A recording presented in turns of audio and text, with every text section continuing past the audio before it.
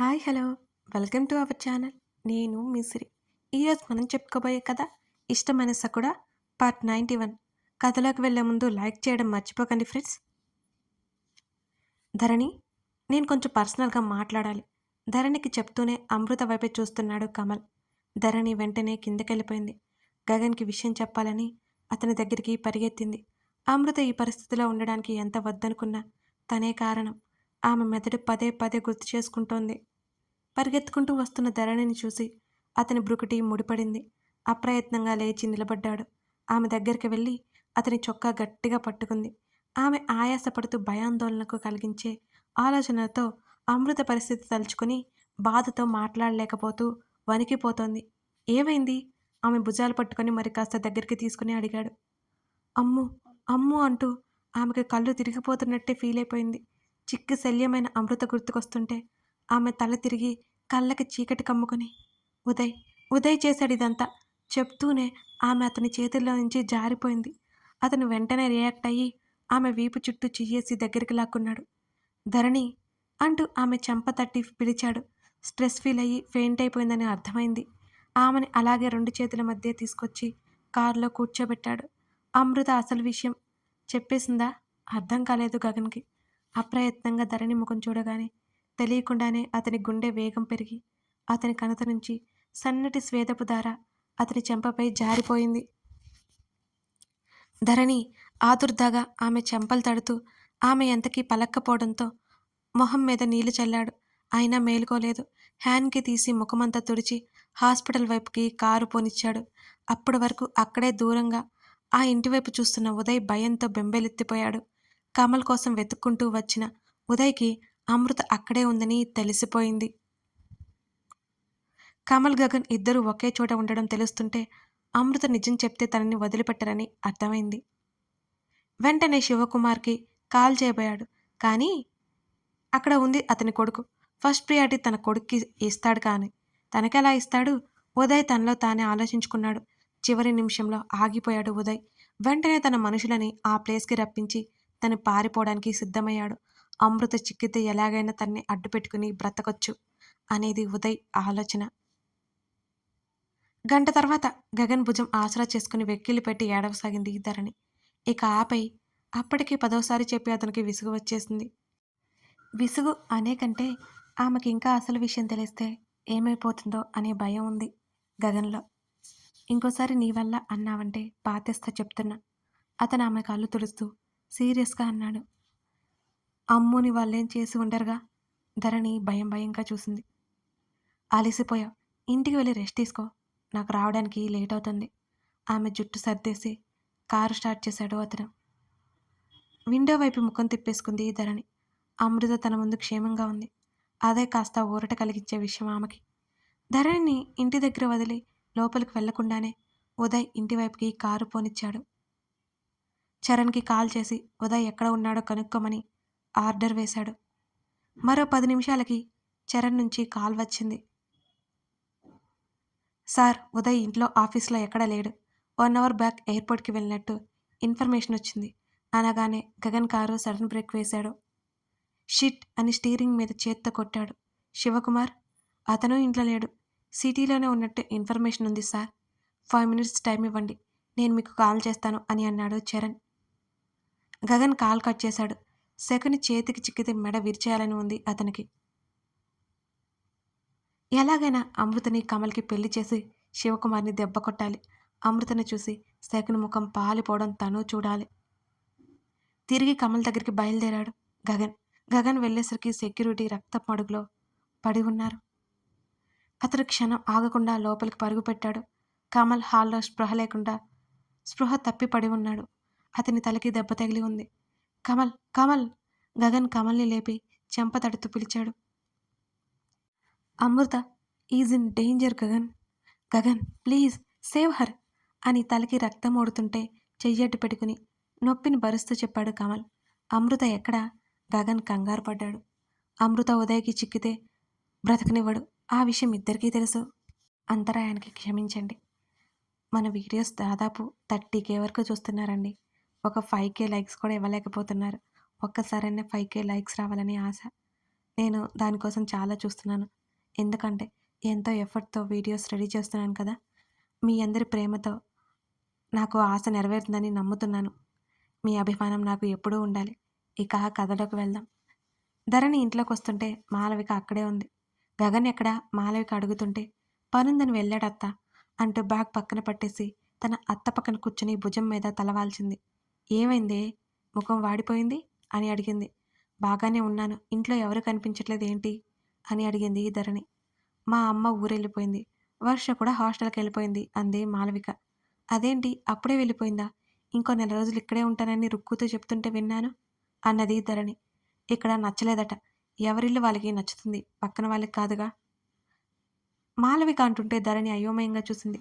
మీ మాటలు నాకసలు అర్థం కావు. నాకు కొంచెం హెడేక్‌గా ఉంది అంటుంటే, జుట్టు చూడు డ్రై అయింది. ఆయిల్ తీసుకురాపో అంది మాలవిక. అత్తా ఇప్పుడొద్దు. నోరు మూసుకొని వెళ్ళు. మాలవిక చెప్పడంతో ఉసూరుమంటే లేచి వెళ్ళింది. మాలవికకి ముందు కిందే కూలబడింది. మాలవిక ఏదో మాట్లాడుతోంది కానీ వినిపించడం లేదు ధరణికి. అమృతని తలుచుకుంటేనే ఆమె మనసు ఎవరో మెలిపెట్టినట్టు బాధగా ఉంది. ధరణి మాలవిక కదిలించడంతో ఏంటన్నట్టు తల ఎత్తి చూసింది. ఏ లోకంలో ఉన్నావే? నెమ్మదిగా తల మర్దిస్తూ అడుగుతుంటే తన అత్త కాలి మీద చెంపానించి అలా పడుకుంది. అమృత గురించి అత్త, ఆ అమ్మాయి గురించి ఇంకా తెలియలేదుగా మాలవిక అన్నది. "ఉమ్, గగన్ బయట పెట్టే వరకు తను చెప్పకూడదని ధరణి అనుకుంది. కనిపిస్తుందిలే నువ్వు కంగారు పడకు. తప్పకుండా తిరిగొస్తుంది అని. ఎలా ఉందక్కడ అని అడిగింది మాలవిక. తను దిగులుగా ఉంటే ఖచ్చితంగా తన అత్త కనిపెట్టేస్తుందని మామూలుగా ఉండడానికి ప్రయత్నించింది ధరణి ఎంతగానో. బాగుందక్కడ. నాకు బాగా నచ్చిందత్తా అని చెప్పింది. ఉండలేకపోయారా? ఇంకో నెల రోజులు మాలవిక నవ్వింది. అత్తా అని చిరుకోపంగా పిలిచింది. నేనేం తప్పన్నానే? బావుందన్నావు. ఉండలేకపోయారా అన్నాను. తప్పేంటటా? అని అడిగింది మాలవిక. తప్పులేదులే. మీ అబ్బాయి గారేమో వెళ్ళిపోతే నేనేం చేయాలి ఇంట్లో? ఇక్కడ నువ్వుంటావు. నీకు బోర్ కొడుతుంది కదా! నేను లేకపోతే. అందుకే వచ్చేశా. మాటలు బాగానే నేర్చావే ఈ మధ్య. అంతా మీ చలవే అని ధరణి నవ్వింది. ఆహా! ఆ! కోడలి నవ్వుకి కుదుటపడింది మాలవిక. మీ అమ్మ రమ్మంది. వీలు చూసుకుని వెళ్ళండి. ఆమె జుట్టు మొత్తం పైకి ముడిపెట్టింది మాలవిక. ఇప్పుడు కుదరదేమోలే అత్తా. వెళ్తాంలే. అలాగే వాలి కళ్ళు మూసుకుంది. నువ్వే కారణం అమృత పరిస్థితికి అని ఆమె మనసు దెప్పుతుంటే ఆమె గుండె బరువెక్కింది. కమల్ని చూస్తుంటే గగన్‌కి మతిపోయినట్టుంది. అమృత ఎక్కడ? అని కంగారు పడ్డాడు గగన్. అమృత ఉదయ్‌కి చిక్కితే బ్రతకనివ్వడు. ఆ విషయం ఇద్దరికీ తెలుసు. మన వాళ్ళతో పంపేశాను. నువ్వు ఫాస్ట్‌గా వెళ్ళు గగన్. కళ్ళు మూసుకుపోతుంటే చెప్పాడు కమల్. అమృతని ఎలాగైనా సేవ్ చేస్తాను. ముందు హాస్పిటల్‌కి పద. గగన్ కమల్ భుజాలు పట్టుకుని పైకి లేవదీసి తనతో పాటు నడిపించుకుంటూ తీసుకువెళ్తూనే కారులో వేసుకున్నాడు. అదే సమయంలో కేర్ టేకర్ పరిగెత్తుకుంటూ వచ్చింది. ఆమె రౌడీలకు భయపడి దాక్కుంది. సార్ నేను అంబులెన్స్‌కి కాల్ చేస్తాను. గగన్‌ని చూస్తూ చెప్పింది.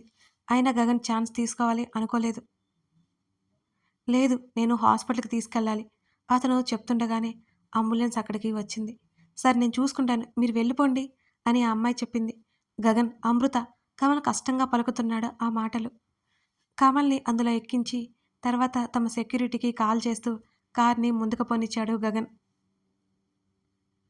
అప్పటికే అమృతని తీసుకెళ్ళిపోయారని వాళ్ళు ఫాలో అవుతున్నామని చెప్పగానే కారు వేగం పెంచాడు. పొరపాటున అమృత దొరికితే వాళ్ళు చంపడం ఖాయమని అతనికి తెలుసు. ఇప్పటికే తమ మూలంగా తమ ప్రమేయం లేకుండానే అమృత నష్టపోయింది. ఇప్పుడు ఆమెకేమైనా అయితే ధరణి అసలు తట్టుకోలేదు. ఈరోజు ఒకదాని తర్వాత అన్నీ ఊహించని సంఘటనలు జరుగుతుంటే అతనికి ఆలోచించుకోవడానికి టైం లేకపోతుంది. ఎప్పటికప్పుడు తోచింది చేస్తున్నాడు ఆ సమయంలో. వారిని వెతుక్కుంటూ వెళ్ళిన గగన్‌కి తమ పెదనాన్న ఫామ్ హౌస్‌లో కనిపించింది. అది బాగా ఊరికి చివరగా ఉంటుంది. అమృత అక్కడే ఉందని అతనికి అర్థమైంది. లోపలికి నడిచాడు గగన్ తమ మనుషులిద్దరితో. ముందే రాజేష్‌కి చెప్పి ఉంచడంతో పోలీసులని వెంటబెట్టుకుని బయలుదేరాడు రాజేష్. గగన్ లోపలికెళ్ళేసరికి హాల్లోని 10 మంది మనుషులున్నారు. అతనిలో ఆవేశం తారాస్థాయిలో ఉంది.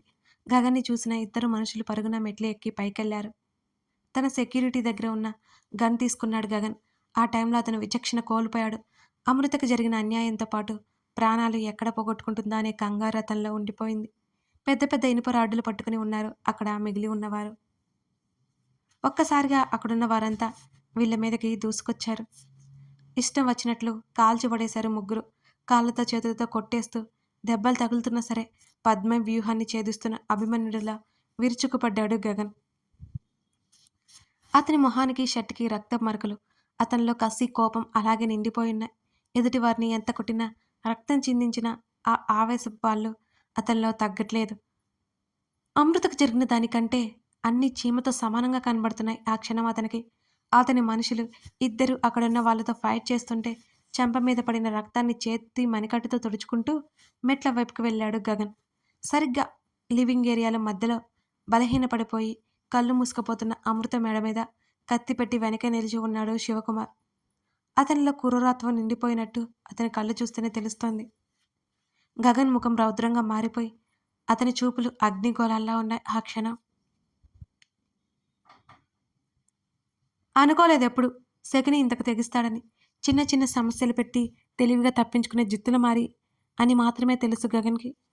తప్పులు కప్పిపుచ్చుకోవడానికి ప్రాణాలను తీస్తాడని అమృత విషయంలో అర్థమైంది.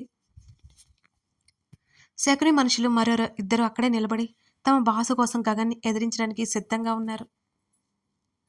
నువ్వు నన్ను ఏదైనా చేస్తే దీన్ని ఇక్కడికిక్కడే చంపేస్తాను, శకుని బిగ్గరగా అరిచాడు.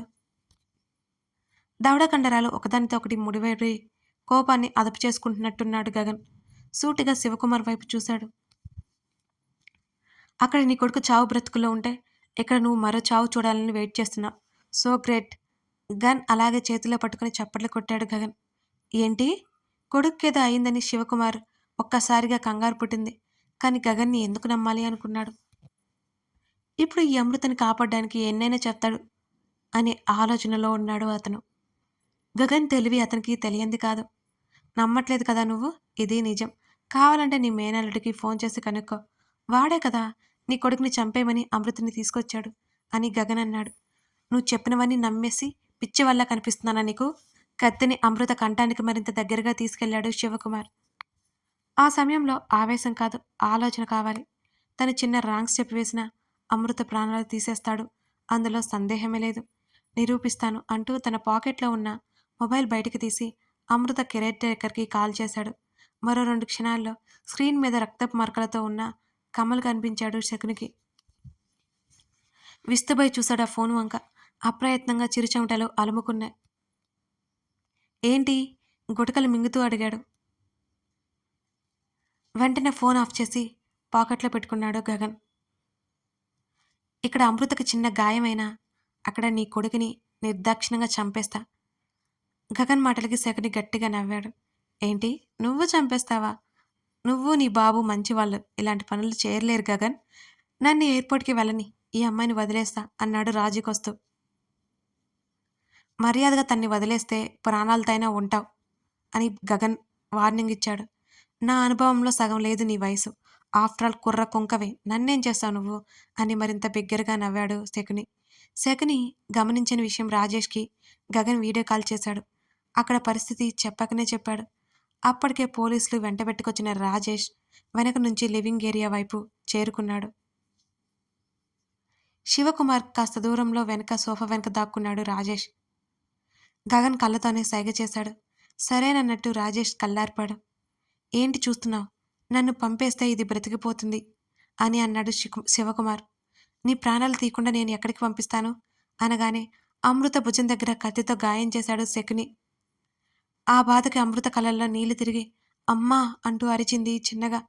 ఆ దృశ్యం చూడలేనట్టు అసహనంగా ముఖం పక్కకు తిప్పుకున్నాడు గగన్. శకుని సైగ చేయగానే అతని మనుషులిద్దరు గగన్ మీదకి దాడి చేశారు.